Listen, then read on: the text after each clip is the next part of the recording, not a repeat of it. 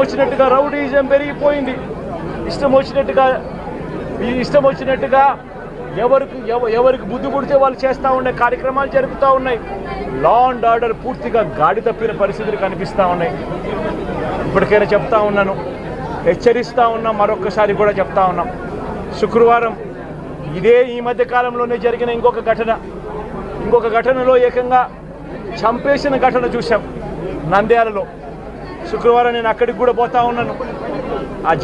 ఆ ఘటనను కూడా ఒకసారి రాష్ట్రం దృష్టికి, దేశం దృష్టికి కూడా తీసుకొని పోయే ప్రయత్నంలో భాగంగా అక్కడికి కూడా వెళ్ళి జరిగిన అగాధ్యం, జరిగిన అన్యాయం అక్కడ కూడా హైలైట్ చేసే కార్యక్రమం కూడా చేస్తాం.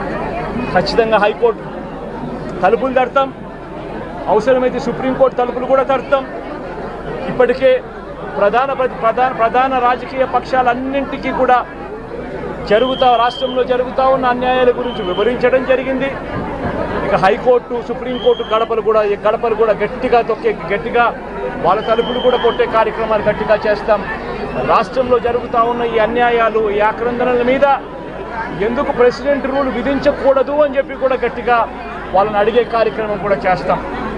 గవర్నర్ గారిని కూడా ఈ విషయంలో కలగజేసుకోవాల్సిన అవసరం ఉంది అని చెప్పి కూడా గవర్నర్ గారిని కూడా ఈ సందర్భంగా విన్నపిస్తూ ఉన్నాం.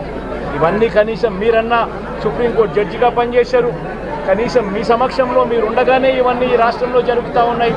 దయచేసి మీరు కూడా కాస్తో కూస్తో చూసేసున్నట్టుగా పోకుండా మీరు గట్టిగా ఇన్వాల్వ్ కమ్మని చెప్పి గవర్నర్ గారిని కూడా ఈ సందర్భంగా విజ్ఞప్తి చేస్తూ ఉన్నారు.